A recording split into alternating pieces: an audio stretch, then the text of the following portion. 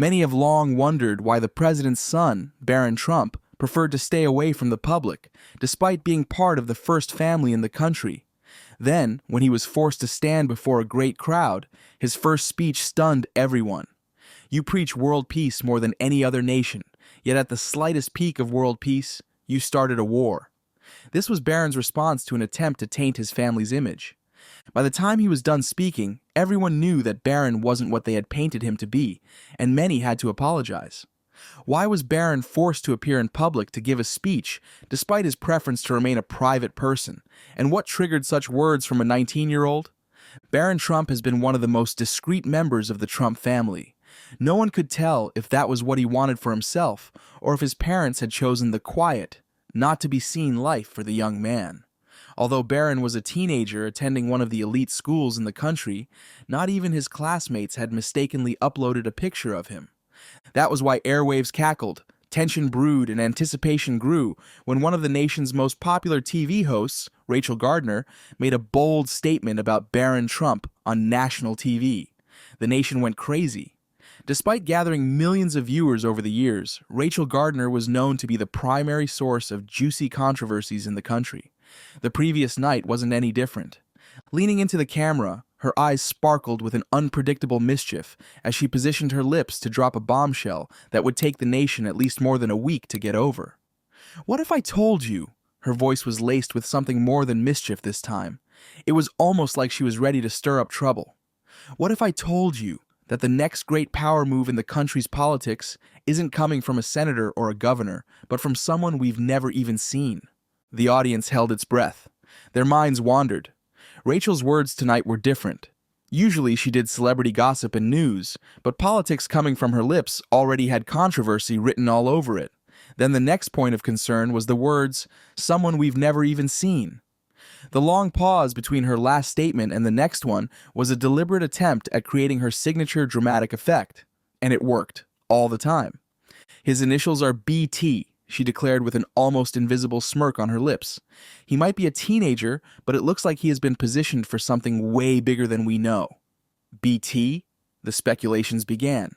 How many people had the initials BT in Hollywood, and how many of them had relations in the country's politics? It didn't take too long before analysts and commoners alike put a name to the initials. All hands pointed toward the only BT with affiliations with the country's politics: Barron Trump. Like Rachel said, the nation had barely seen him. Curiosities skyrocketed instantly. Sleepy eyes widened. What did Rachel Gardner have to say about Barron Trump? "I'm afraid there's a strategic romance going on in the White House," she announced. "A cultivated romance for political gain." For a whole minute, the audience held its breath. The world listened. Rachel's accusations were too bold to be mere rumors. Slowly, it sank into the ears of the nation. The studio lights burned. Rachel's smirk widened. As if she were aware of the doubts in the people's hearts, Rachel dipped into her legendary purse and pulled out a photograph. It was unmistakable. Barron Trump, dressed in his usual sweatshirt and pants, was seen on a crosswalk, holding an umbrella over himself and someone else. Rachel zoomed into the picture, and as grainy as it looked, the undeniable semblance was clear. Victoria Zen, the daughter of none other than the Veneta president, Thomas Zen. Two countries of great power, of strong and influential backgrounds, merged as one in marriage wasn't just a power consolidation as Rachel had stated. It was more. It was a betrayal, a terrible mistake, a romance that should have never started in the first place. Correct me if I'm wrong, but is this a coincidence? Rachel's honeyed voice, layered with false innocence, broke into the minds of many, bringing them back to the present. "I have nothing against young love, folks, but this is clearly a matter of power consolidation. The question is this for the betterment of this country? Or this is just a ploy to make BT a more influential person?" For a long time, these two countries had always been in fights with each other. Even though they always sought to retain their relationships so as to do international business, the tensions between the two countries lingered. Things were manageable between the two countries until Veneta was involved in a fight with a neighboring country. The then government had declared its stand with the opposing community and often sent multiple sanctions to Veneta, which the president, the very same Thomas Zen, replied to with nuclear threats, warning them to stay out of their issues. Was this the president's way of mending the already broken relationship? A marriage between the two families? The reactions were instant. By the time Rachel's show was over, she had made the record for the highest number of viewers any TV show host has ever had. Social media burned like a dry forest. Speculations began. More questions arose. Was this really an orchestrated move by the president? Was Barron really preparing to be the right-hand man for his father? Apart from consolidation, what was in it for the Venetian government? Every news outlet rephrased the scandal. Anchors had a busy night dissecting Rachel's latest controversy. People's ears bled from hearing the same news on all channels across the media. Suddenly, more pictures of Barron Trump and Victoria Zen surfaced. No one cared to check if they were photoshopped or if the image was AI generated. It didn't matter. All they wanted was to dig into the life of a young man who had spent his entire life away from the public's ears and eyes. What started as a juicy gossip on Rachel Gardner's night show soon escalated into the biggest controversy ever recorded in the country in a very short period of time. The Trump family had recorded their fair share of scandals, but this was nothing like they had ever seen before. This wasn't just about their families.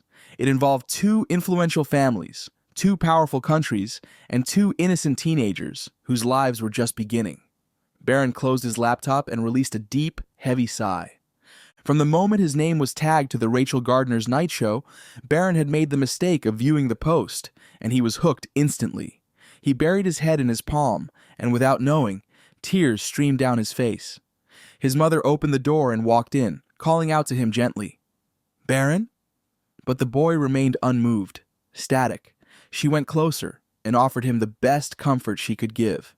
A hand on the shoulder and gentle whispers of reassurance. "Your father will figure it out, Barron. Don't worry." Meanwhile, Barron's father was seen pacing his chambers. His shoulders were slouched out of fatigue. He had only just returned from a meeting with the Pope, expecting a day of rest at least. But he was wrong. Uneasy lies the head that wears the crown, or whatever they say. He tried to remain as composed and calm as his wife, but the more he tried, he caught himself balling his hand into a fist. His phone rang for the umpteenth time in one morning. Usually his assistants handled his phone calls, but this was more than the staff could handle. "This is ridiculous," he huffed, glancing at the glaring story on his tablet. "A matchmaking conspiracy? What? The boy is 19, for God's sake." Barron's mother walked in. Her expression was cold and broken, like a mother hen, furious to protect her chick. "It doesn't matter how old he is. People will believe it, and my little boy is crying. He's devastated. We have to do something." "No response might be best," his analyst said carefully. "If we wait, the news will fade." The president scoffed. "Have you ever seen a rumor this huge fade? Gary, we are being accused of cultivating marriage for our gain, and you say it should just fade? We must strike back, sue them in court for defamation." "No." A voice sifted into the tensed atmosphere of the room. Everyone paused and turned in the direction of the voice, and there was Barron Trump. His eyes sparkled like those of a determined phoenix.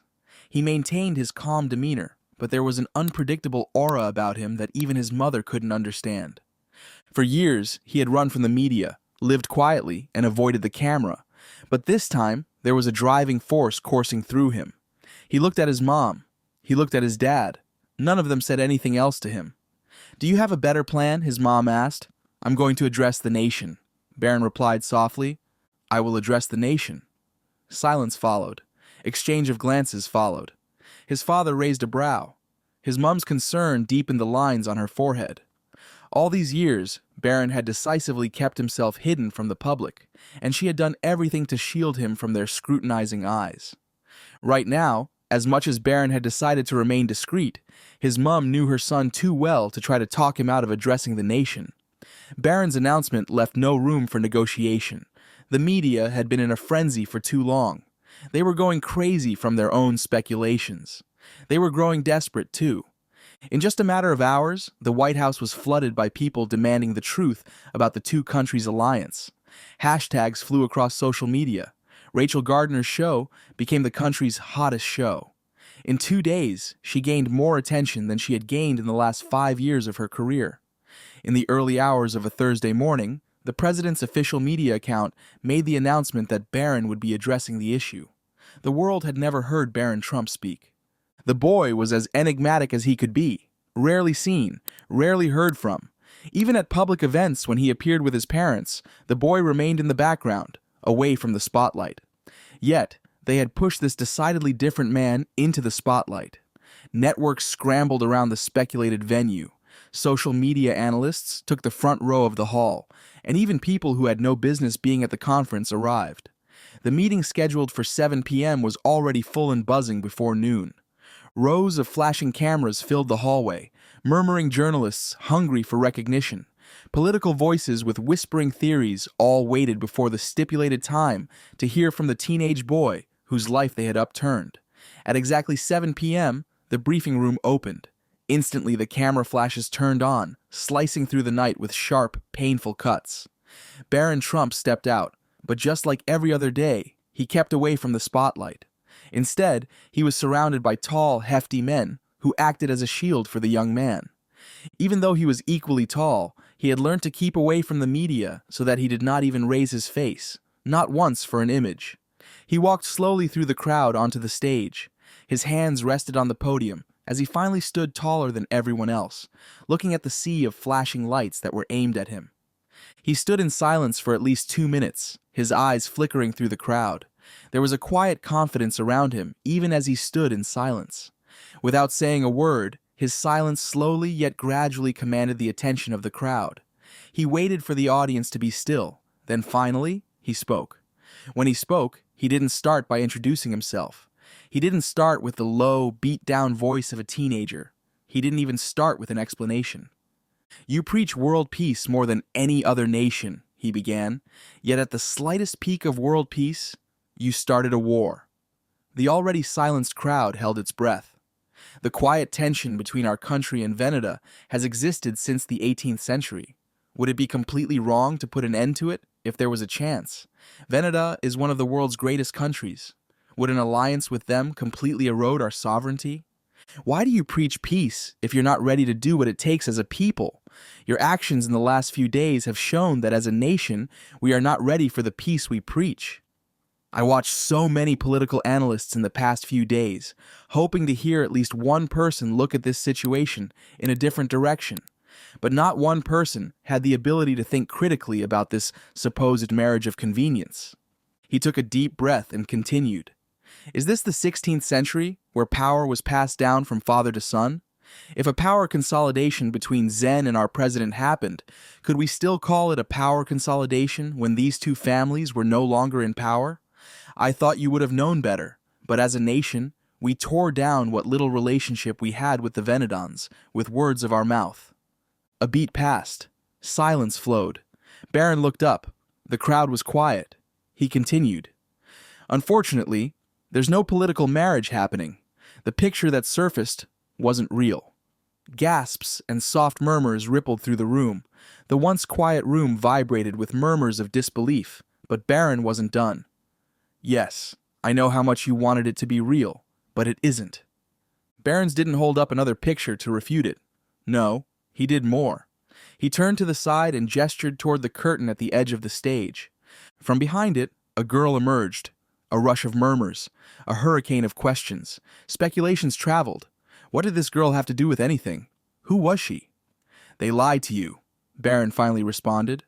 At this point, the original picture, different from what Rachel Gardner showed on her TV show, was displayed on the screen behind him. The girl in this picture is standing right in front of you, one of us, like me and you. The air thickened with the intensity of shock and tension. Barron looked out at the sea of faces staring back at him. For years, I have lived my life away from the media. Not because I'm unworthy of attention or too irrelevant. I never sought to be anything more than I am. A son, a brother, a teenager, a friend. Every day there are people like Rachel Gardner desperately trying to tear down my life for their own gain. However, I'll continue to do my best despite how many Rachel Gardners spread false information about me. Barron's words echoed in the room even after he left. He hadn't only called out Rachel Gardner for her false statements, but also the political analysts of the government. What would be their response? What was the next step? The reaction came in bundles. The moment Barron Trump left the podium was the very moment the nation burst into flames. Journalists shouted over each other, and their questions collided. Rachel Gardner lost her voice. Political analysts could not respond. Barron Trump had left the world speechless, and the next day wasn't any different. Political commentators were still processing his words. Without being told, they knew they had let their own citizens down, blindly believing the words of Rachel Gardner, who was known for her unchecked theories. The next morning, news broadcasting was delayed. TV stations had decided to double-check their facts before airing them. It took the nation a day to fully recover from the effects of his speech. As we all know, no matter how brave a leader was, there would still be hard-to-please followers, and the country was full of hard-to-please followers. While the positive effects of his speech were undeniable, some people insisted on calling the boy a puppet, suggesting that his speech was carefully scripted by his father, but the debate did not hold much interest. Instead of joining the debates, people ignored the speculations. It was like they had suddenly realized how sad it looked scrutinizing a 19-year-old. Meanwhile, in the Barron's household, at the dining table, his mom sat across, staring at Barron with impeccably admirable eyes. She had watched Barron grow, seen him make his mistakes, and seen him learn from them. What she hadn't realized was just how much the boy had learned. When Barron announced his intentions to address the public, Melania had sought the best of the best writers to write him a speech, and by all means, she made him practice the speech. She hadn't realized yet that Barron had a different plan in mind: to confront the people as a nation, challenge their thinking, and best of all, question their integrity. Barron's father hadn't said anything yet. He was still dissecting the consequences of his son's speech. Back on air, Rachel Gardner sat with the best down confidence of a lady who had been scorned by her own hand. She couldn't do any damage control to the situation. The news station had just informed her of their decision to cancel her program. The nation demanded it. Then came the response from Venata. Finally. For a boy with such intelligence, a marriage between Venata and yours would be a blessing, thank you, Gardner, for giving us the idea. It was simple. It was sarcastic, yet it carried weight. Meanwhile, critics and analysts were finally regaining their voices. One analyst, a past activist of human rights, took a moment during his show to publicly apologize for failing the 19-year-old and every other teenager who was aware of the unexpected drama. He emphasized that his role was wrong, especially as he didn't check the facts before lashing out at the private life of the teenager. In his words, he said, "No teenager deserves to live a life as guarded as that. You're allowed to have friends, to hold an umbrella over your friend's head, to help her cross the road, and most importantly, you're allowed to be yourself." He was the first person to offer Barron Trump an apology over the situation, and in no time, many other analysts followed suit. But that wasn't all that happened. Although the situation was slowly waning, the opposing parties seized the opportunity to criticize the president. Instead of praising a 19-year-old, we should be asking what kind of father lets his own child fight his own battles. Barron Trump is not a political leader. We should be asking why the country's briefing room was used in the gimmicks of a 19-year-old. By the next day, the president was on the news again with questions thrown at him. Did he use the briefing room for his personal benefit? Was it right for Barron Trump to have stood at the briefing room's podium? Legal experts were involved in discussing whether or not Barron Trump had the right to address the nation from the briefing room. People pointed out that he wasn't the first non-elected person to do so. First ladies, business leaders, and even celebrities had all stood there on one occasion or another. Regardless of the points made and points lost, the opposing parties insisted that Barron Trump had altered the political order, and that the president was now treating the presidential villa like his property. However, the truth was that this new debate was less about Barron Trump and more about his father. The president had made his take clear when his assistant asked him what to do. "Now, this is the kind of stuff you ignore. It'll fade. I'm only upset at my son." "Upset? The boy did well," the assistant explained. "He disobeyed his mother." There was no anger in his tone, just concern. "It could have gone bad. The speech we gave him wasn't but to protect him." Barron didn't answer. His silence did all the answering. He was sorry for not telling them about his plans. His mother offered him a soft nod of acknowledgement. She was proud of the son she had raised. He had tactfully carved out a memorable moment for himself in the history of the country's government. For the first time, the people weren't just looking at Barron Trump as another member of the president's family prone to bashing and scrutiny. They were looking at him as Barron Trump, a 19-year-old who deserved to live his life regardless of his father's status. Despite being a teenager, Barron Trump spoke, and the nation listened. Was his speech as bold and challenging as they made it seem?